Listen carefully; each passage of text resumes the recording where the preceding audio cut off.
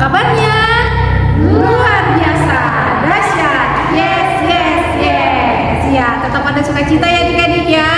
Nah, ketemu lagi dengan Kak Vera, ada Kak Christine, ada Kak Dona. Kita bertemu lagi di ibadah virtual kita. Oke adik-adik ya, tetap setia mengikuti ibadah kita dari awal sampai akhir nanti. Oke adik-adik, janji ya. Nah sekarang kita mau memulai ibadah kita. Tapi sebelum kita mau memulai ibadah kita, kakak mau ajak adik-adik semuanya untuk bernyanyi do re mi. Tahu ya adik-adik ya? Ayo kak.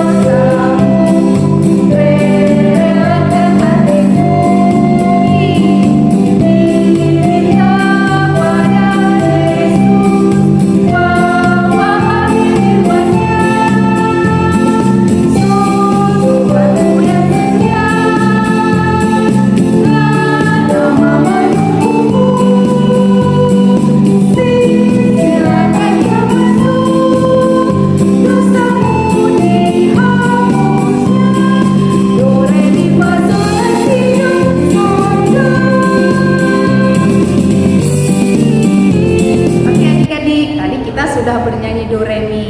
Oke, sekarang kita mau ibadah. Nah, sebelum kita ibadah, kita satukan hati kita. Kita mau minta Tuhan Yesus untuk selalu melindungi kita, membimbing kita. Oke, adik-adik, kita berdoa. Lipat tangannya, tutup matanya, kita sama-sama berdoa.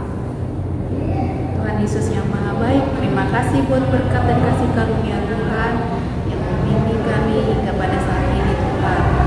Yesus, datang Tuhan, kami akan memulai ibadah kami Tuhan Yesus.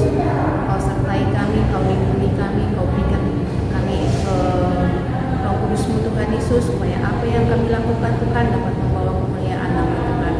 Bapa yang Maha Baik, untuk anak-anak, untuk adik-adik kami yang ada di rumah Tuhan Yesus, Engkau tetap juga menjaga mereka Tuhan Yesus, Engkau menyertai mereka Tuhan, supaya mereka dapat mengikuti ibadah ini dengan baik dari awal, pertengahan hingga akhirnya nanti Tuhan Yesus. Di atas segalanya, ampunkan dosa dan pelanggaran kami Tuhan, layakkan kami sebagai anak-anak Tuhan. Dalam nama anak-Mu Tuhan Yesus Kristus, haleluya, amin. Oke adik-adik, sekarang kita mau bernyanyi. Karena ini sudah ibadah, adik-adik duduk dengan rapi. Sekarang kita mau bernyanyi dari Kidung Jemaat 460, Hai Bangkit Bagi Yesus, tapi ayat yang kedua. Ayo kak.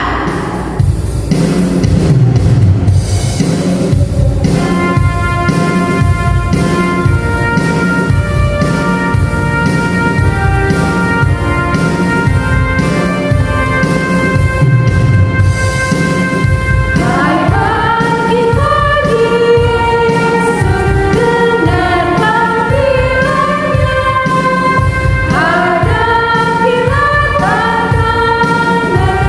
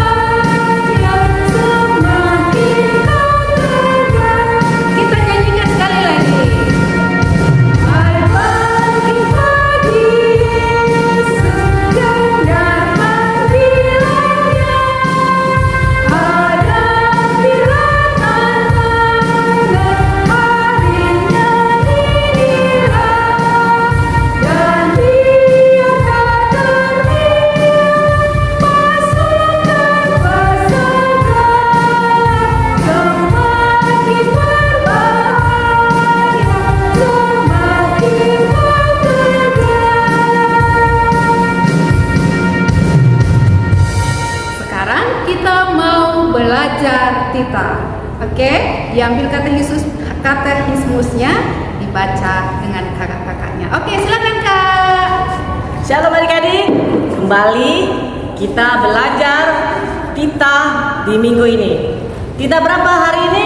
Kita akan belajar Tita 3. Bagaimana bunyinya? Ayo kakak percaya adik-adik sudah hafal Tita ketiga. Kita sama-sama belajar ya. Kita membacanya, adik-adik di rumah, kakak membaca di sini. Tita ketiga, jangan menyebut nama Tuhan Allah dengan sembarangan, karena Allah akan menghukum orang yang menyalahgunakan namanya. Bisa? Sekali lagi, Tita ketiga, jangan menyebut nama Tuhan Allah dengan sembarangan, karena Tuhan akan menghukum orang yang menyalahgunakan namanya. Nah adik-adik, kakak mau kasih penjelasan nih. Apa artinya? Kita harus setia, kita harus taat serta kasih kepada Allah. Sebab jangan mengutuki, jangan mengumpat, jangan memakai guna-guna, jangan berbohong, jangan menipu dan memakai nama Allah.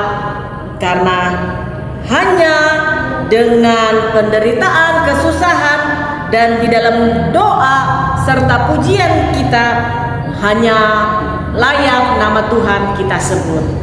Bisa dipahami? Semoga adik-adik bisa memahami di rumah. Demikian kita hari ini. Tuhan memberkati. Terima kasih untuk titanya Kak Catherine. Nah adik-adik tetap ya dibaca katekismusnya. Kakak yakin semuanya sudah menghafal, yaitu ke-10 Tita firman Tuhan. Oke ya adik-adik ya. Nah sekarang kita mau bernyanyi dari 430 Jika Jiwaku Berdoa. Kita sama-sama bernyanyi adik-adik ya.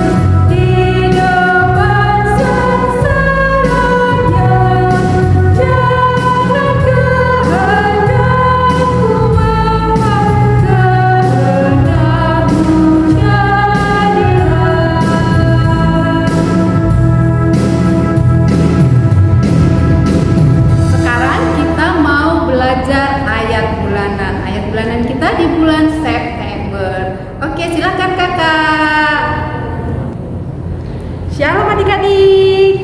Nah, sekarang kita mau sama-sama membaca ayat bulanan. Nah, adik-adik siapa yang sudah hafal ayat bulanan kita di bulan September? Ayo. Waduh, kayaknya adik-adik semakin kesini makin dikit ya yang mengirim video menghafal ayat bulanan. Oke, adik-adik ayat bulanannya dihafal. Kalau ada yang sudah dihafal, silahkan kirim videonya ke kakak guru sekolah minggu. Sekarang kita mau baca dulu ayat bulanannya dari Alkitab di Yesaya 40 ayat 31. Ayo adik-adik dibuka Alkitabnya, kita sama-sama baca.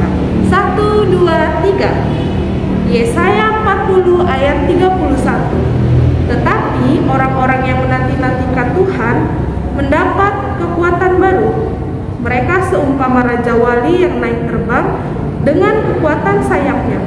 Mereka berlari dan tidak menjadi lesu. Mereka berjalan dan tidak menjadi lelah. Nah, kita baca sekali lagi adik-adik ya supaya jelas. 1, 2, 3. Yesaya 40 ayat 31. Tetapi orang-orang yang menanti-nantikan Tuhan mendapat kekuatan baru. Mereka seumpama raja wali yang naik terbang dengan kekuatan sayapnya.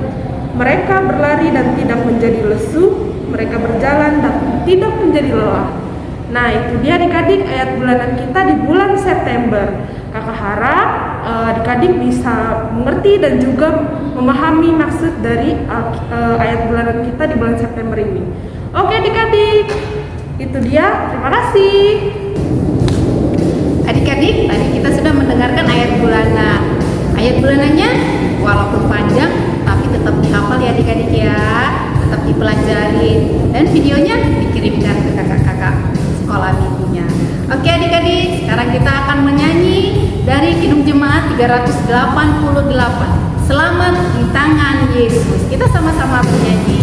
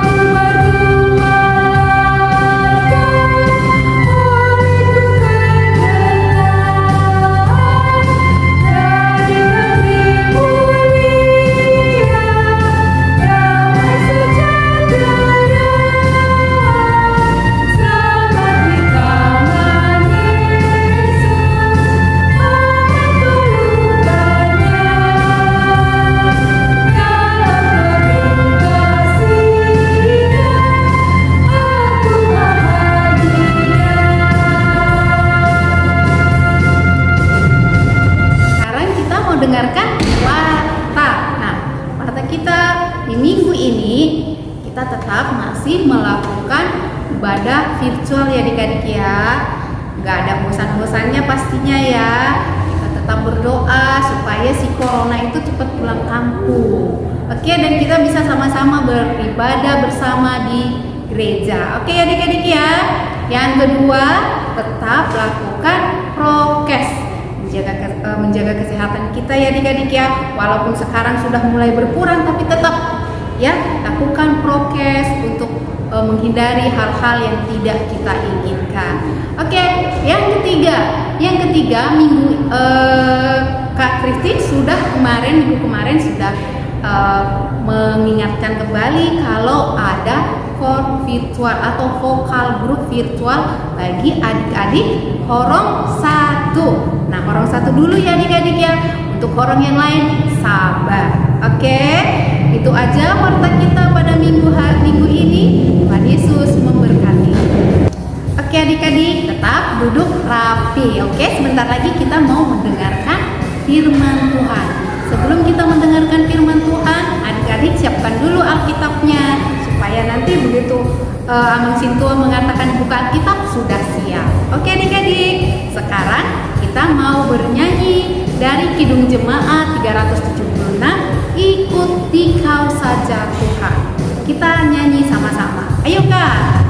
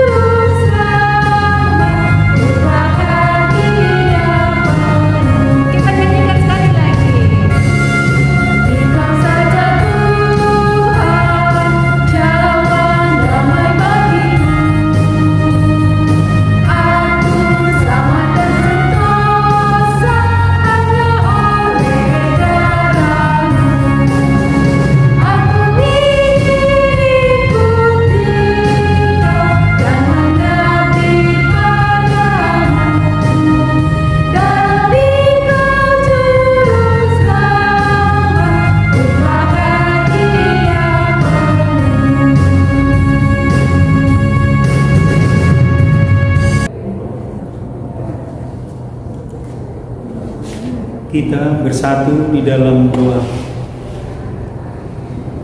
Bapa yang baik, Bapa di dalam kerajaan surga Allah yang kami sembah, di dalam nama Tuhan Yesus Kristus, kami mengucap syukur Tuhan atas penyertaan dan berkat-Mu untuk hari yang indah pada saat ini Tuhan. Di dalam kebaktian kami melalui online ini, kami mau mendengarkan firman-Mu. Hadirlah Tuhan di dalam hati kami masing-masing, terlebih di dalam hati anak-anak kami, sehingga firman-Mu yang menjadi kehidupan kami untuk sehari-hari di dalam hidup kerohanian kami. Di dalam nama Tuhan Yesus Kristus kami berdoa dan mengucap syukur. Terima kasih Tuhan. Amin. Nats, firman Tuhan yang akan kita dengarkan minggu ini, Minggu 12 September 2021, Minggu ke-15 setelah Trinitatis. Shalom adik-adik, juga segenap orang tua yang mewakili anak-anak sekolah minggu di dalam ibadah online ini. Kiranya Tuhan Yesus menyertai kita. Khotbah yang akan kita baca di dalam bahan Alkitab Keluaran 2 ayat 1 sampai dengan ayat 10. Kami bacakan. Musa lahir dan diselamatkan. Seorang laki-laki dari keluarga Lewi kawin dengan seorang perempuan Lewi. Lalu mengandunglah ia dan melahirkan seorang anak laki-laki. Ketika dilihatnya bahwa anak itu cantik, disembunyikannya 3 bulan lamanya. Tetapi ia tidak dapat menyembunyikannya lebih lama lagi. Sebab itu diambilnya sebuah peti pandan, dipakalnya dengan gala-gala dan ter, diletakkannya bayi itu di dalamnya, dan ditaruhkannya peti itu di tengah-tengah berat di tepi sungai Nil. Kakaknya perempuan berdiri di tempat yang agak jauh untuk melihat apakah yang akan terjadi dengan dia. Maka datanglah putri Firaun untuk mandi di sungai Nil. Sedang dayang-dayangnya berjalan-jalan di tepi sungai Nil. Lalu terlihatlah olehnya peti yang di tengah-tengah Tiberau itu. Maka disuruhnya hambanya perempuan untuk mengambilnya. Ketika dibukanya, dilihatnya bayi itu, dan tampaklah anak itu menangis, sehingga belas kasihanlah ia kepadanya dan berkata, "Tentulah ini bayi orang Ibrani." Lalu bertanyalah kakak anak itu kepada putri Firaun, "Akan kupanggilkankah bagi tuan putri seorang inang penyusu dari perempuan Ibrani untuk menyusukan bayi itu bagi tuan putri?" Sahut putri Firaun kepadanya, "Baiklah." Lalu pergilah gadis itu memanggil ibu bayi itu.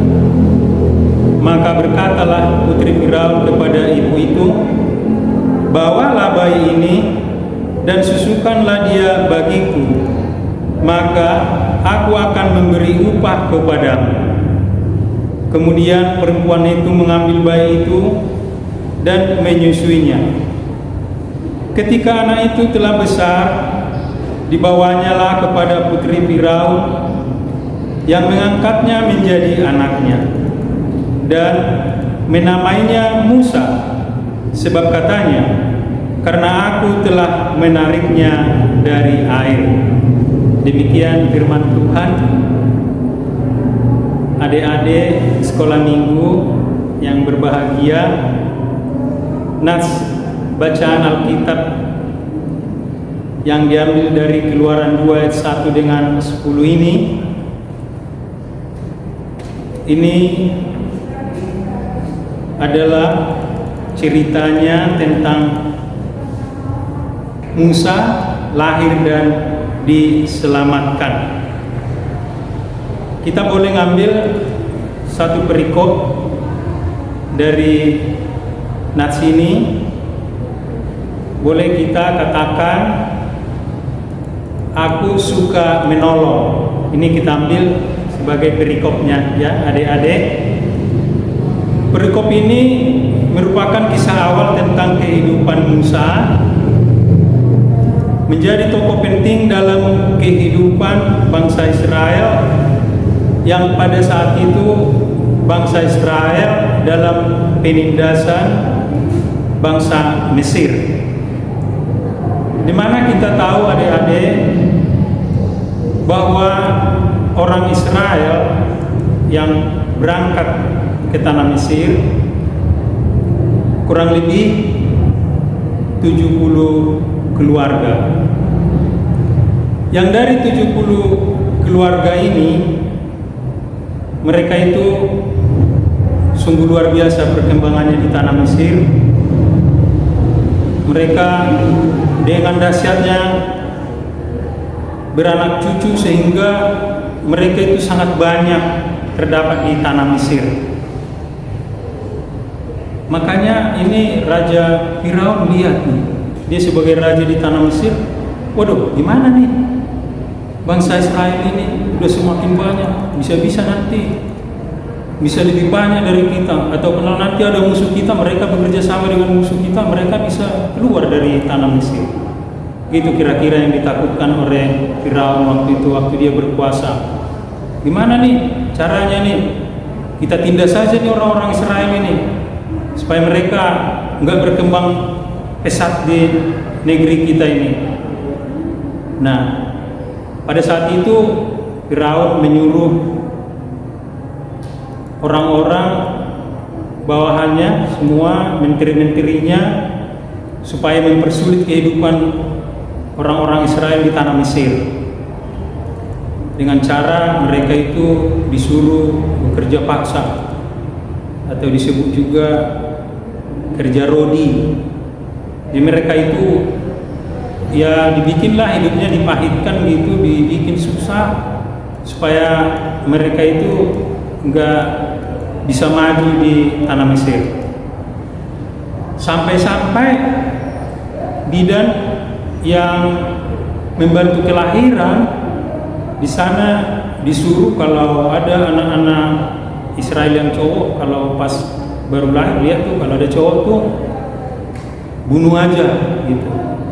Disuruh dibunuh sama bidan-bidan yang membantu persalinan di sana.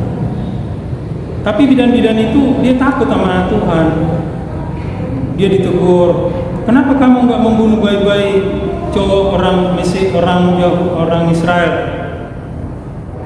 Bidan itu menjawab, wah, raja itu, perempuan-perempuan Israel itu lebih tangguh, lebih kuat dari perempuan-perempuan Mesir. Kami belum sampai, mereka sudah bisa melahirkan dengan baik. Jadi kami nggak sempat membunuhnya. Nah, raja akhirnya memang dia nggak dihukum tuh bidan-bidan yang disuruh menolong persalinan itu untuk membunuh. Kalau gitu diperintahkan lagi semua sama ajudan-ajudannya, anak buahnya semua. Kalau ada cowok-cowok orang Israel yang lahir, buang aja ke Sungai Nil, kira-kira gitu. Akhirnya inilah ceritanya. Maka Musa, waktu itu orang tua si Musa membuat suatu tempat dari pandan. Jadi pandan itu dirangkai supaya tidak bocor, dikasih ter, dilapis lah gitu, jadi nggak kemasukan air, supaya si Musa anaknya itu nggak dibunuh, nggak dibuang ke Sungai Nil gitu. Ditaruhlah dekat Sungai Nil, pemandian putri Raja Firaun. Nah, Di sini ceritanya waktu anak-anak Raja Firaun mandi, putri-putri Raja Firaun ke pinggir sungai Nil, dilihatnya tuh dekat ada tumbuhan-tumbuhan dekat pinggir kali sungai Nil itu, ditaruh di situ Musa di dalam box itu. Coba lihat tuh, dayang-dayangnya kan dia, apa itu isinya? Dilihatnya, dibuka boxnya, ternyata ada bayi. Kata putri Raja Firaun, tentu ini anaknya orang-orang Israel nih. Kasihan ya, gimana nih? Terus pada saat itu kan sudah dilihat-lihat sama kakaknya Musa.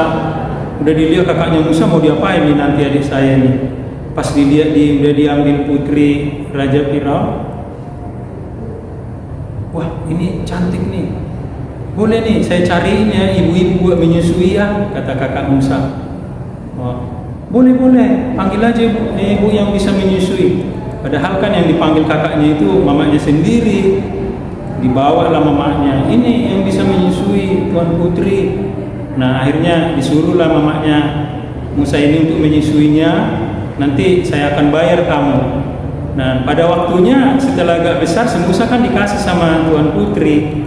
Akhirnya Musa bisa terselamatkan dibawa ke istana. Itu kira-kira ceritanya, cerita dari Alkitab ya adik-adik ya. Tapi apa adik-adik kita bisa ambil hikmahnya dari nats ini? Di sini kita diajak untuk saling menolong. Di mana letak pertolongan? Pertolongan apa? Nah, di sini adik-adik kita lihat kakaknya Musa, dia menjaga, dia menolong adiknya, dia berupaya supaya adiknya bisa selamat. Dipanggilkannya ibu yang bisa menyusui, ternyata ibu kandungnya sendiri. Akhirnya Musa bisa diselamatkan. Nah, adik-adik, kalau kita bicara saling menolong, ya adik-adik ya, kalau adik-adik masih kecil-kecil, lah gimana saya bisa menolong? Kan gitu. Dan apa alasannya? Kenapa harus kita menolong? Bagaimana caranya? Apa yang bisa kita tolong? Nah, kalau kita harus mengetahui kenapa kita harus menolong orang lain. Itu salah satu Tuhan juga berfirman, yaitu di Galatia 6 yang pasal 6-nya ayat 2, di mana di sana tertulis yang menjadi ayat istimewa untuk kita ya adik-adik. Di sana dituliskan, bertolong-tolonglah menanggung beban. Demikianlah kamu memenuhi hukum Kristus. Nah adik-adik, bagaimana kita bisa menolong kalau kita enggak mempunyai rasa cinta kasih? Kalau kita mempunyai rasa cinta kasih, tentu kita sudah melakukan hukum Tuhan. Karena dari semua yang paling utama yaitu hukum Tuhan mengasihi. Kalau kita sudah mengasihi orang lain, artinya kita melakukan pertolongan setulus hati kepada orang lain, bukan karena terpaksa. Nah itu adik-adik, kalaupun adik-adik yang masih kecil mungkin saya belum bisa menolong. Memang kalau kita sebagai manusia, makhluk sosial yang diciptakan Tuhan, kita tidak bisa hidup sendiri. Kita butuh pertolongan orang lain. Kita dari mulai lahir kita ditolong oleh bidan, oleh dokter, dan dirawat oleh ibu atau pengasuh. Kita nggak bisa hidup sendiri tanpa pertolongan orang lain. Makanya kita harus tolong menolong. Nah, setelah kita dari mulai kecil ditolong oleh orang tua kita atau orang yang merawat kita, apa yang kita lakukan adik-adik? Kalau adik-adik masih kecil, bagaimana saya bisa menolong orang lain? Pertama, kita boleh menolong ibu kita, orang tua kita. Kalau misalnya kita belum bisa mandi, dimandikan sama ibu, kita jangan susah diatur gitu. Jadi kalau disuruh mandi, sikat gigi yang baik, pakai baju, lama-lama nanti bisa mandi sendiri, bisa pakai baju sendiri. Ini juga sudah menolong orang tua kita atau mengasuh kita atau kakak-kakak kita ya adik-adik ya. Kalau adik-adik yang sudah agak besar, boleh kita bantu orang tua kita. Misalnya kita bangun tidur, jangan mama atau papa lagi yang merapikan bantal kita, tempat tidur kita, tapi ya adik-adik belajarlah untuk merapikan tempat tidur, rapikan bantalnya. Jadi mandi sendiri, kita nggak perlu lagi repot-repot orang tua kita untuk mengurusi tempat tidur kita adik-adik ya.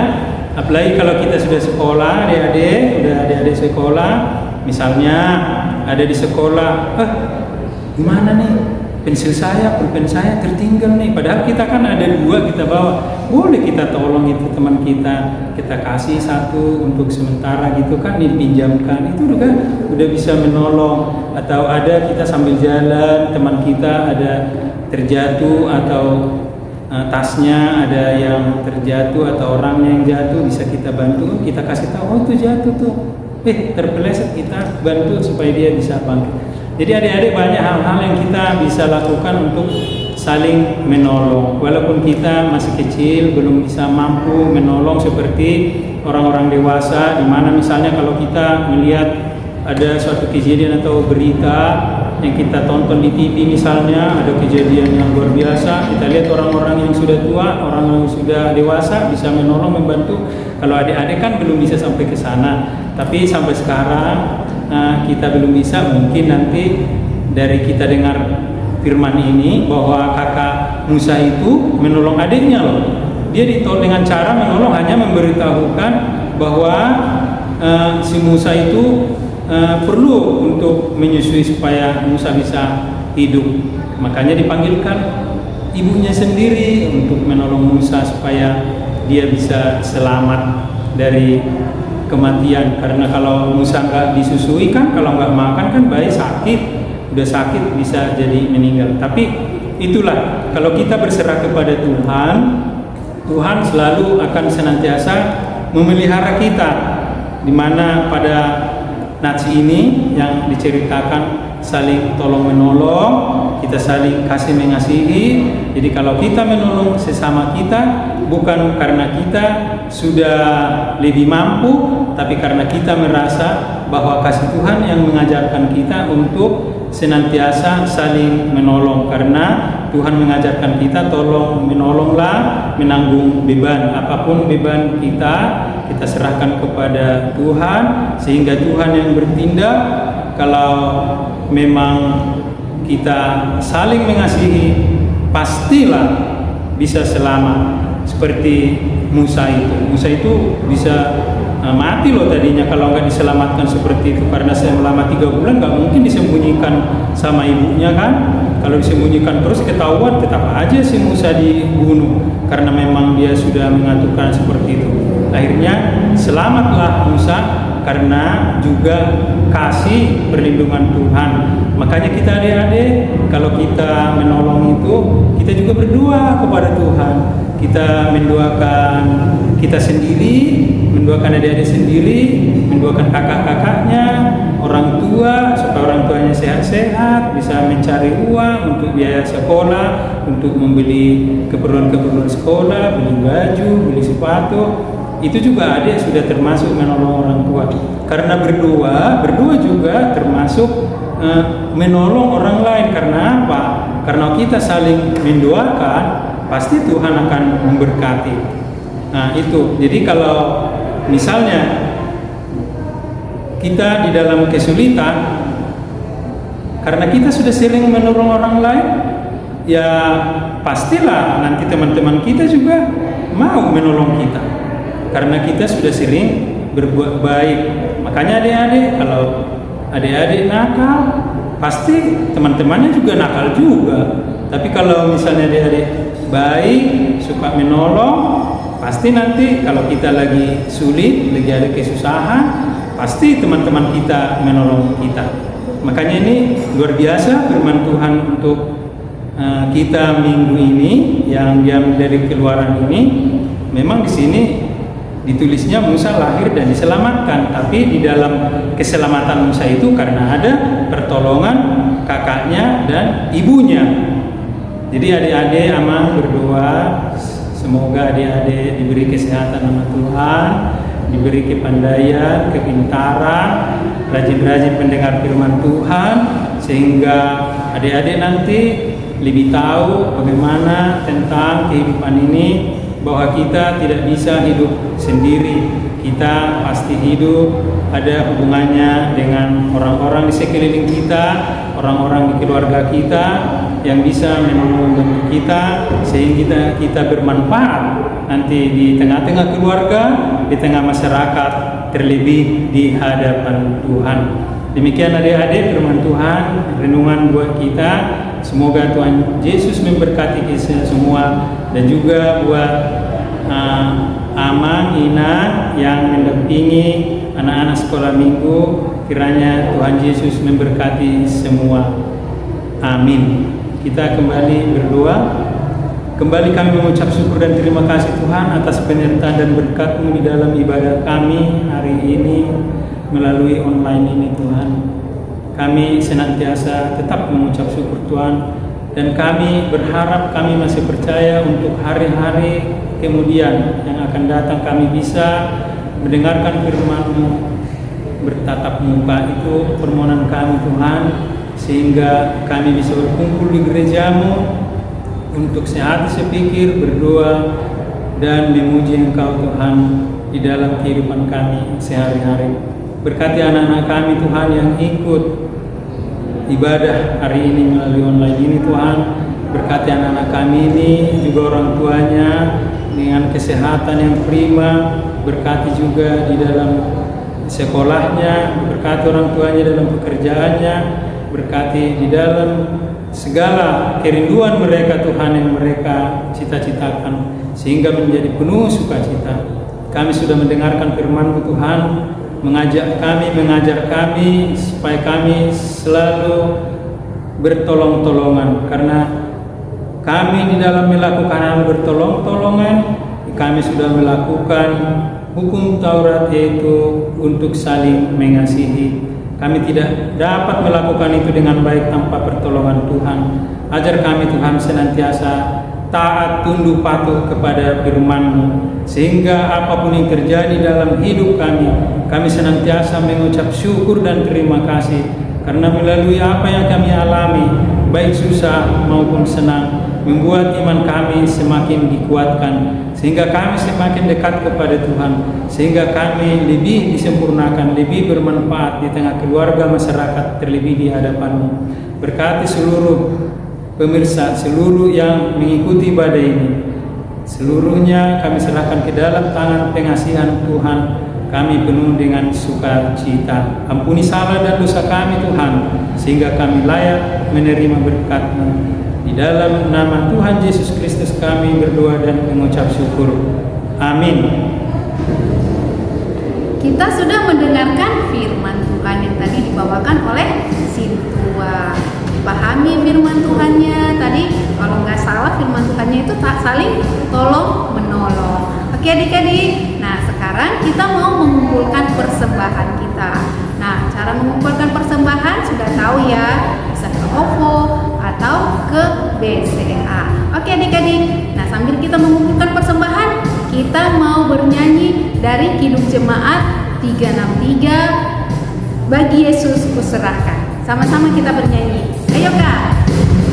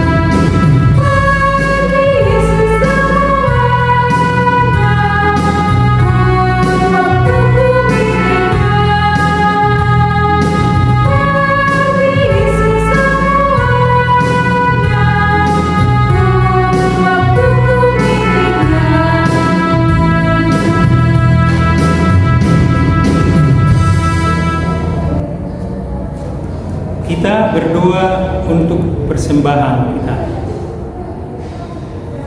Bapa kami, Tuhan Allah yang Maha Kuasa, yang bertahta di surga, kami mengucap syukur dan terima kasih kami kepadamu ya Tuhan, di mana Tuhan memperkenankan anak-anak di dalam kerajaan-Mu. Di sini kami menyampaikan persembahan kami. Kiranya Tuhan menerimanya untuk kemuliaan nama-Mu. Amin. Mari kita sama-sama berdoa doa Bapa kami.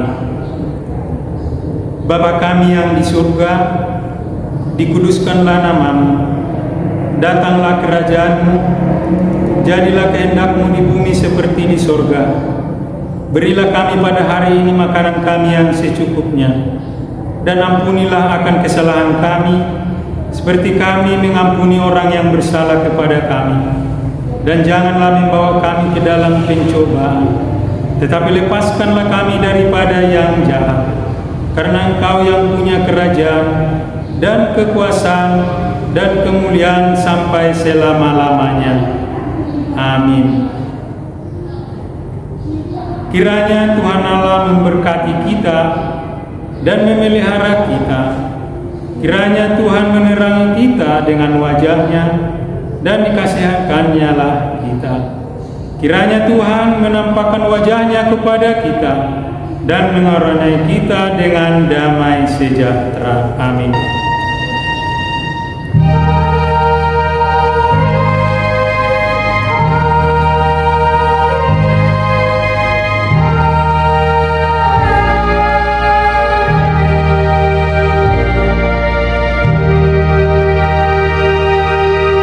Demikianlah ibadah virtual kita adik-adik.